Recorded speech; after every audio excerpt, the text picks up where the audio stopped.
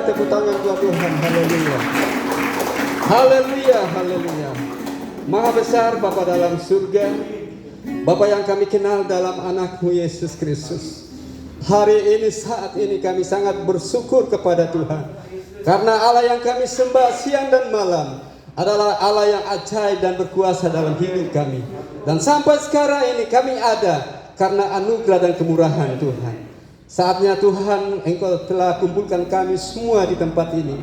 Sebagaimana kami akan membicarakan, bahkan mendengarkan sosialisasi dari Sekolah Tinggi Agama Kristen Immanuel Bitung. Tuhan Allah campur tangan, bahkan dari awal pertengahan sampai akhirnya Allah Roh Kudus akan bertata dalam kegiatan pada saat ini.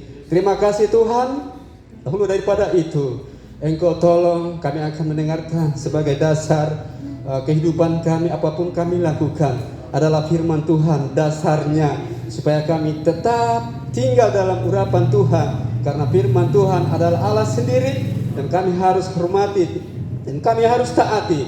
Dan itu sebabnya kami percaya Tuhan hadir di tengah-tengah kami pada saat ini. Terima kasih. Sekali kami serahkan acara ini dari awal pertengahan sampai akhirnya. Allah Roh Kudus akan berbicara dan kami siap mendengarkan firman-Mu. Dalam nama Yesus mengucap syukur. Haleluya. Amin.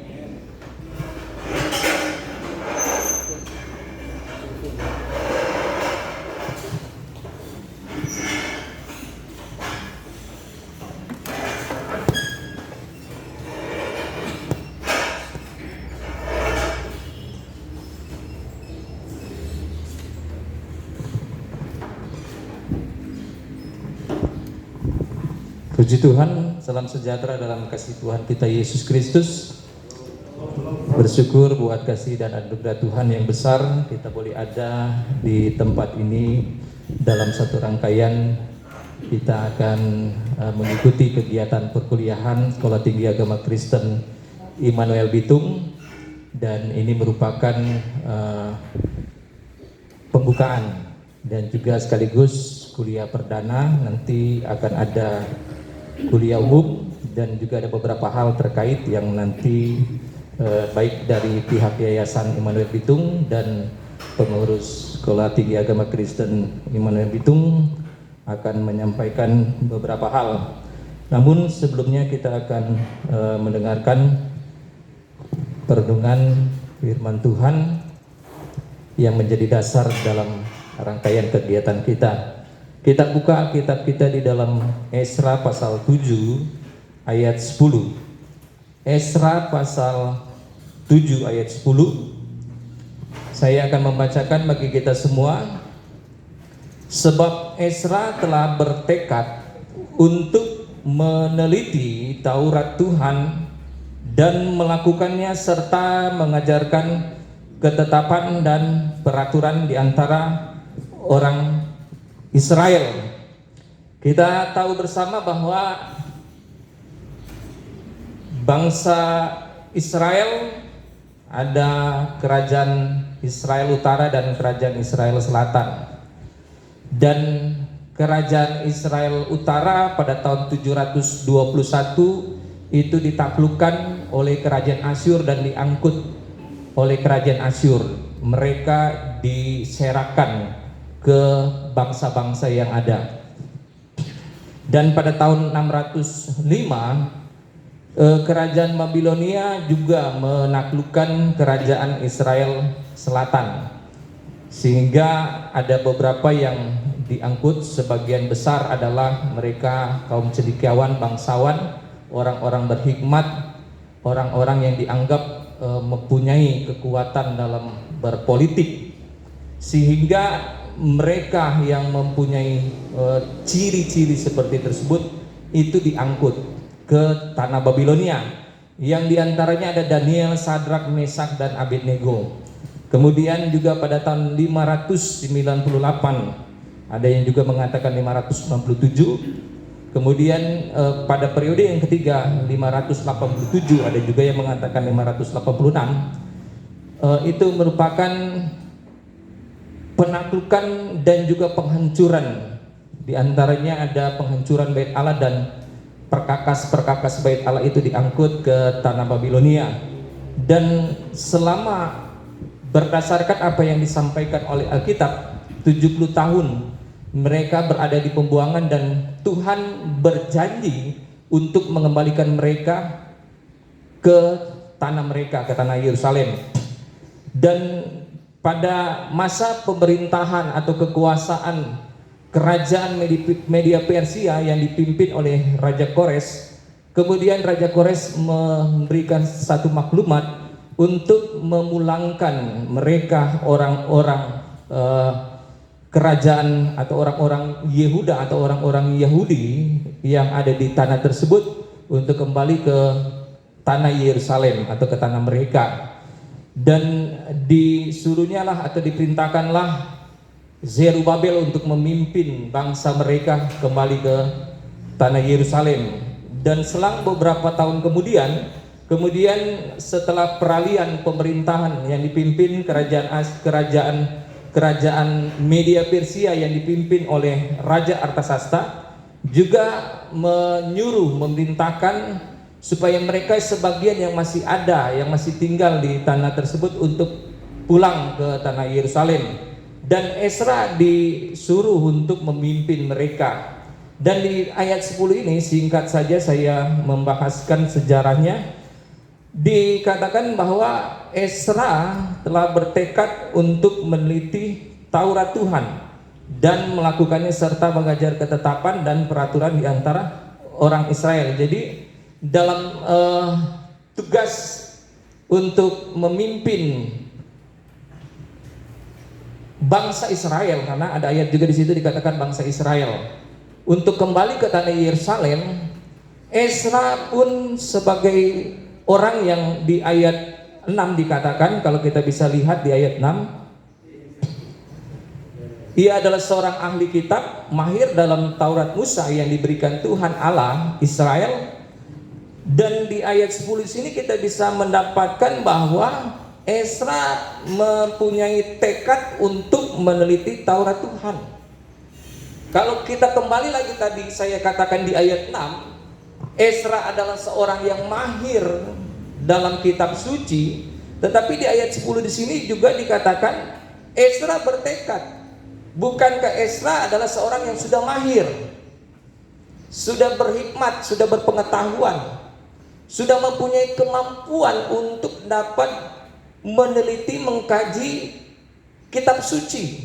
Tetapi di ayat 10 di sini dikatakan bahwa Ezra bertekad, artinya akan melakukan hal yang lebih dalam lagi dengan sungguh-sungguh, dengan serius untuk melakukan hal tersebut. Artinya kemampuan yang sudah dimiliki oleh Ezra itu sebenarnya sudah mumpuni, sudah ya lumayan, sudah sangat baik. Tetapi dia tidak berhenti sampai di situ untuk mempelajari kitab suci. Nah, ini yang menjadi dasar kita juga dalam kita nanti akan menempuh studi di Sekolah Tinggi Agama Kristen Immanuel Bitung.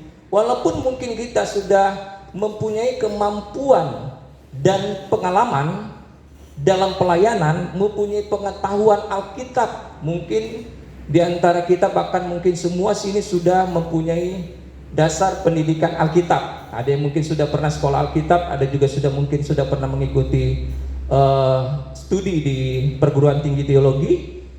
Tetapi kalau kita membandingkan dengan apa yang dilakukan dan menjadi sikap daripada Ezra ini, Ezra tidak berhenti sampai di situ saja.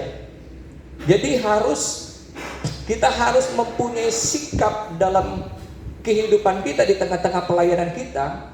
Kita tidak akan berhenti untuk tetap terus mempelajari kitab suci sebagai bagian dalam kehidupan kita, mengembangkan dan meningkatkan potensi untuk kita dapat persembahkan dalam pelayanan kita.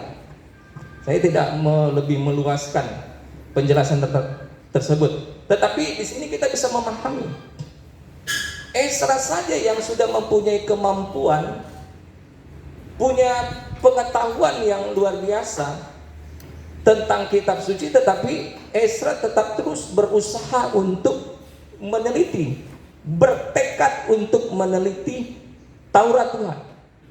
Nah, di sini juga saya mau coba menjelaskan bagi kita semua bahwa sebagai hamba Tuhan, sebagai pelayan, kita bukan hanya sekedar kita mengajarkan apa yang kita ketahui hanya berdasarkan mendengar informasi dari orang lain. Tetapi sebagai hamba Tuhan yang bijak, sebagai hamba Tuhan yang saya bisa kategorikan hamba Tuhan yang profesional, adalah hamba Tuhan yang mengajarkan apa yang dia teliti. Kira-kira di sini bisa kita pahami. Bukan hanya sekedar menurut pendeta A, menurut dosen A, menurut ini, menurut itu, berdasarkan teori A, teori B, hanya mendengar saja tanpa melalui pengkajian, penelitian, penyelidikan, observasi dan lain sebagainya terhadap apa yang kita pelajari. Seperti itu.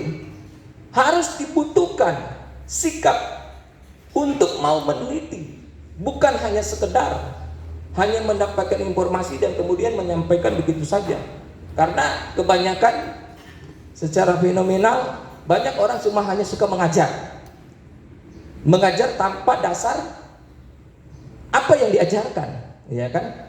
Tanpa ada dasar, ada bukti untuk mengungkapkan argumentasi mereka, sehingga dia tidak tahu apa yang diajarkan itu benar atau salah. Bisa saja yang diajarkan itu suatu kekeliruan, sehingga dapat mengakibatkan penyesatan terhadap orang lain, terhadap jemaat.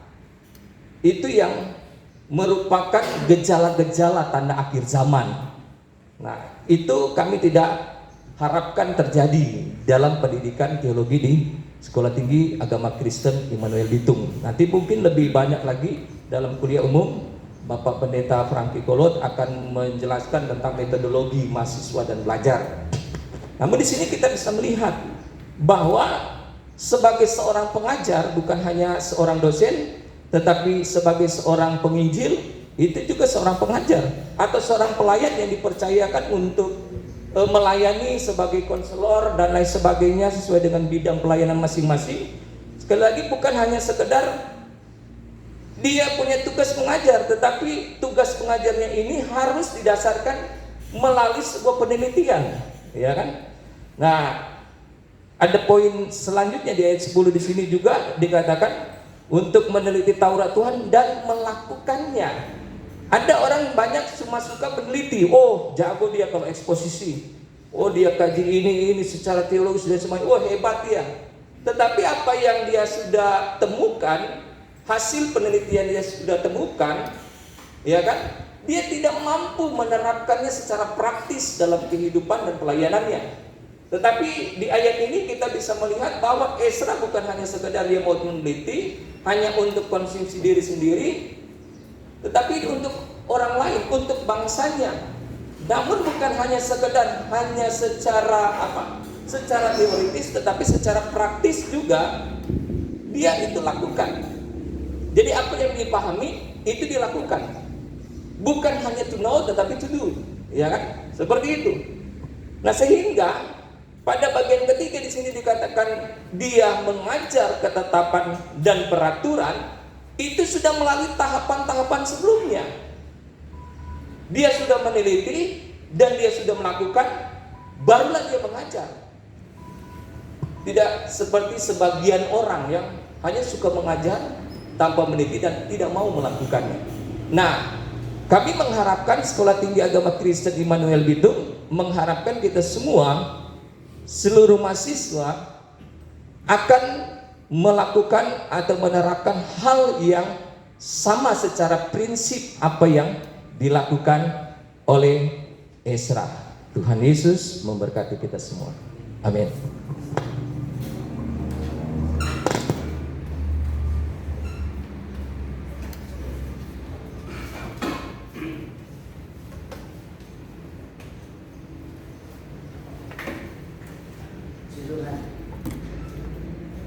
Dasar bagi seluruh para hamba Tuhan yang nantinya untuk melayani pekerjaan Tuhan. Puji Tuhan, kita akan memuji Tuhan. Segala puji syukur hanya bagi nama Tuhan. Puji Tuhan. Mari saya mohon semua untuk bangkit berdiri. Puji Tuhan.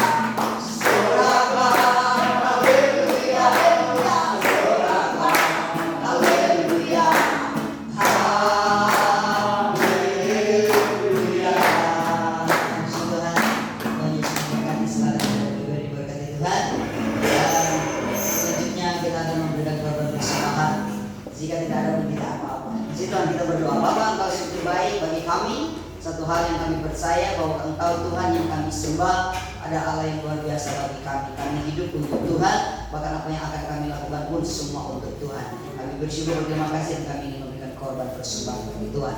Dalam nama Tuhan Yesus Kristus. Haleluya, puji Tuhan. Amin. Puji Tuhan. Biar berkesudahan kasih setia Tuhan. Puji Tuhan.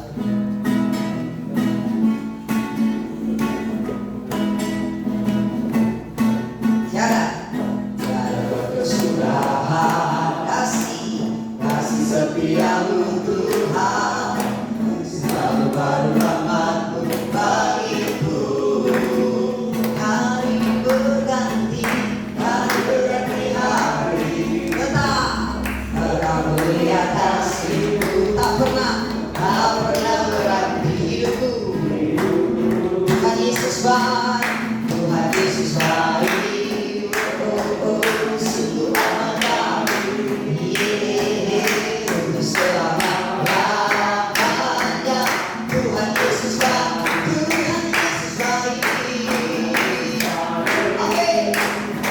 Sungguh amat baik untuk selama-lamanya. Tuhan Yesus baik, semua kita berdiri. Haleluya. Tuhan Yesus baik.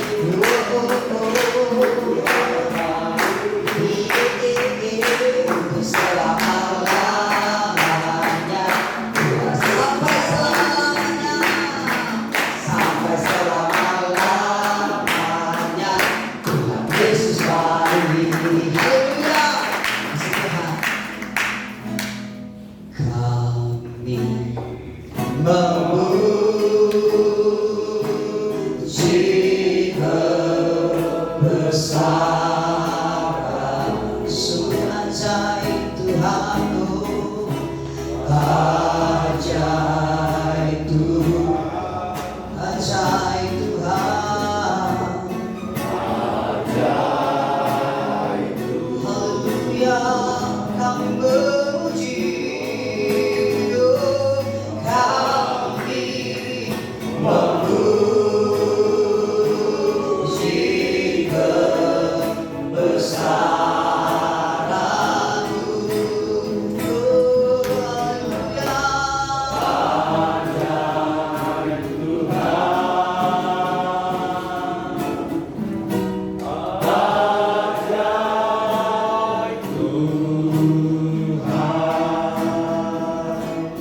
Bapa kami dalam surga, kami bersyukur atas segala berkat anugerah dan penyertaan Tuhan yang sempurna. Kami ada sebagaimana kami ada ini karena anugerah Tuhan yang luar biasa. Sebab itu kami memberi hidup ini secara total kepada Tuhan. Dalam sesi ini kami akan ingin mengetahui apa yang akan terjadi dalam proses kegiatan belajar mengajar melalui Sekolah Tinggi Agama Kristen Immanuel. Kami di sini untuk mendapatkan pengalaman-pengalaman baru seperti Bapa. Kami sudah mendahulukan Tuhan dalam kegiatan ini. Keberlanjutan dari apa yang dapat kami lakukan hari ini, kami mohon Tuhan menyertai dan memberkati sehingga tidak sia-sia kami ada di sini, tetapi kami mengalami pengalaman bersama dengan Tuhan. Terima kasih Bapa, apa yang telah kami berikan hari ini, hati kami, pujian penyembahan kami dan persembahan kami Bapa diberkati. Kami akhiri ibadat pembukaan ini mengucapkan syukur dalam nama Tuhan Yesus Kristus. Kasih karunia dan damai sejahtera dari Tuhan Sang Pemilik kehidupan dan Kepala Gereja kami memenuhi kami dengan pelayanan, kekuatan, pengurapan kuasa Roh Kudus. Biarlah semua yang benar, semua yang mulia, semua yang suci, semua yang adil, semua yang manis, dan semua yang disebut kebajikan dan patut dipuji memenuhi kehidupan kami sejak sekarang ini sampai Maranatha. Amin.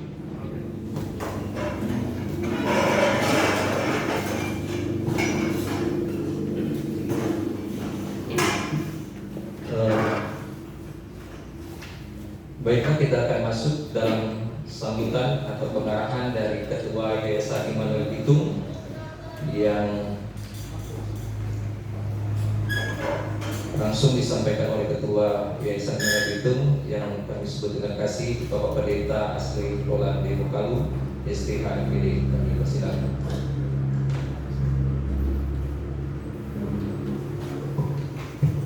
Haleluya.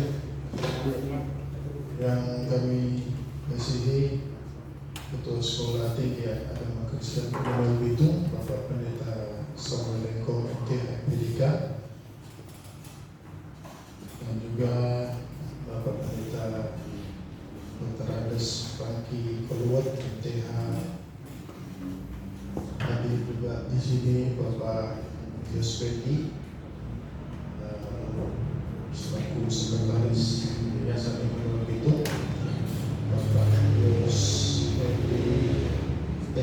ST Esos MSI, puji Tuhan. Dan juga seluruh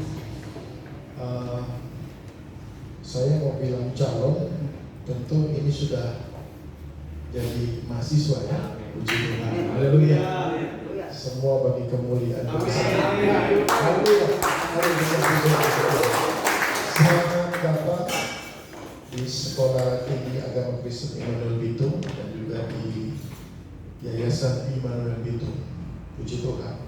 Nah, karena saya mewakili yayasan, tentu sedikit saya ingin memberi sejarah singkat lah ya Yayasan Immanuel Bitung. Jadi Yayasan Immanuel Bitung itu memang secara yuridis atau hukum ya, dasar hukum de jure itu berdiri di tahun 2011. Tapi hati ataupun semangat dan pergerakannya itu sebenarnya sudah dimulai dari orang tua atau opa, oma yang kami kasihi, almarhum Pendeta Edward Awi, dan juga Ibu Pendeta almarhumah Saron Awi itu opa saya ya. Seiring berjalannya waktu, ya sebenarnya sudah dari tahun 47 gereja GPDI di tempat ini atau di Kota Bitung, gereja cikal bakal dari gereja Pantekosta yang ada di seluruh Kota Bitung ini, dulunya bernama GPDI Immanuel. Makanya yayasan kita pun kita namakan dengan Yayasan Immanuel Bitung ya. Jadi berjalannya waktu karena ini sentral dan pusat, makanya dirubah nama menjadi GPDI Immanuel Bitung. Nah, hati daripada opa yang kami kasihi almarhum Pendeta Edward Awi itu tentu kepada jiwa-jiwa ya, puji Tuhan. Itu sebabnya pelayanan ini jadi sudah 75 tahun semua karena kemurahan Tuhan. Dan menyikapi perjalannya waktu, pelayanan pengembalaan itu berjalan dengan baik, ya meskipun ada riak-riak tetap ada seperti itu. Kemudian hati daripada Bapak Edward Awi ini pun concern dengan dunia pendidikan ya. Jadi pada tahun 70, sekitar tahun 70-an, tahun 66 ya. Nah, itu di situ datanya 66. Pendeta Edward Awi mendirikan sekolah. Nah, pada saat itu memang masih orang Jakarta bilang nyantol ya, masih bagate di tempat-tempat lain. Artinya karena secara hukum sekolah itu harus berlembaga, itu sebabnya menggandeng pertama di SD Pak Krispa, kemudian sempat juga di SMA dengan Yayasan El Shaddai di Sario ya, almarhum Prof. Diki Sumual ya. Meskipun secara keterlibatan secara langsung sebenarnya kami boleh katakan tidak ada keterlibatan secara langsung dari pihak-pihak yang namanya dipakai pada saat itu untuk melindungi atau memayungi organisasi atau lembaga ini. Seiring berjalannya waktu, opa-oma sudah mendahului kita, sudah berpulang ke rumah Bapa di surga, diteruskan pelayanan oleh almarhum Bapak Frans Awi, oleh Ibu Joyce, dan akhirnya kepada Ibu Pendeta CH Awi, Caroline Awi ya, yang juga sekarang sebagai pembina yayasan. 2011 kami izin dengan almarhum pendeta Prof. Iban pada saat itu menyikapi kami ingin menjalankan yayasan ini secara independen, dan memang beliau pun menyarankan ya sudah seperti itu, karena yayasan juga baptisma pada saat itu tidak ada support dan lain sebagainya, ya, relasinya hanya sebatas itu. Jadi berdasarkan surat yang disampaikan, maka sekolah Yayasan Emmanuel Bitung berdiri di tahun 2011. Jadi core-nya sekali lagi pendidikan, ya. Core-nya pendidikan, tetapi hatinya itu jiwa-jiwa. Haleluya. Puji Tuhan. Jadi seperti itu, sudah. Makanya pelayanan atau sekolah yang ada di tempat ini, di sini ada Kepsek TK, ya. Ada di TK ada yang non Kristen, kan? Puji Tuhan itu. Jadi untuk sekolah yang ada dari TK, SD, SMP, SMA, ada mereka yang belum percaya kepada Tuhan Yesus. Tapi kita tidak membatasi harus orang Kristen, lagi harus orang Pentekosta. Tidak. Karena sekali lagi Yayasan Emmanuel Bitung ini dimaksudkan untuk pelayanan, untuk jiwa-jiwa, ya. Dan puji Tuhan banyak juga yang kesaksian daripada mereka yang keluar dari atau lulus dari sekolah baik TK, SD, SMP, SMA, itu akhirnya percaya kepada Tuhan Yesus sebagai Tuhan dan Juru Selamat. Jadi itu inti Yayasan Emmanuel Bitung bergerak di bidang pendidikan yang mengacu kepada jiwa-jiwa. Dan sudah dikasih dan kasih Tuhan, seiring berjalannya waktu, kami melihat bahwa kami perlu untuk pengembangan dalam hal pelayanan berkaitan dengan untuk memperlengkapi mereka yang rindu untuk terjun di dalam pelayanan, tetapi bersifat kontekstual, ya.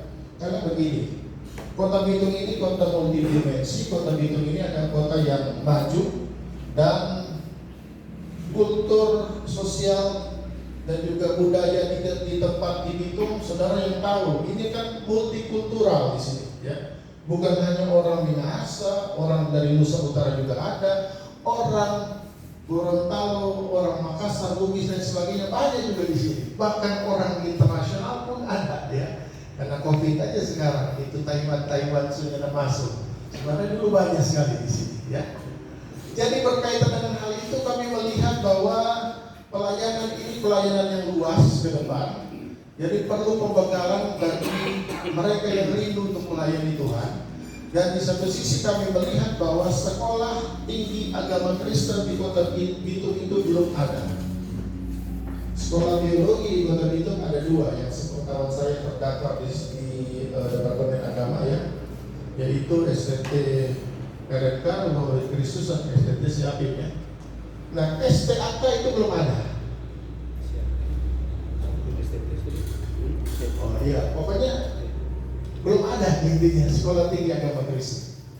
Dan kami, ya, karena Pendeta Samuel Lengkong ini hamba Tuhan juga di lingkup pelayanan GPDI di wilayah Maeta, satu wilayah dengan kami di sini, kami sharing, bercakap-cakap, dan puji Tuhan, oleh kemurahan Tuhan lahirlah sekolah tinggi agama Kristen Emmanuel Bitung. Haleluya. Di ini tanggal berapa, Ustaz? 17 Februari. 17 Februari 2021. Haleluya. Jadi memang praktis baru, ya. Tetapi hatinya, jiwanya, visinya itu sudah dari puluhan tahun, ya. Dan tentunya kami sangat mengapresiasi saudara-saudara yang memang bukan hanya rindu tapi sekarang sudah bergabung, ya. Puji Tuhan di tempat ini. Dan seperti yang saya sampaikan tadi, karena tadi saya ingatkan kata kuncinya yaitu pendidikan jiwa-jiwa, ya, jiwa-jiwa berkaitan dengan pelayanan misi. Saya melihat orang-orang yang hadir di sini aktif bergerak dalam pelayanan misi, ya kan?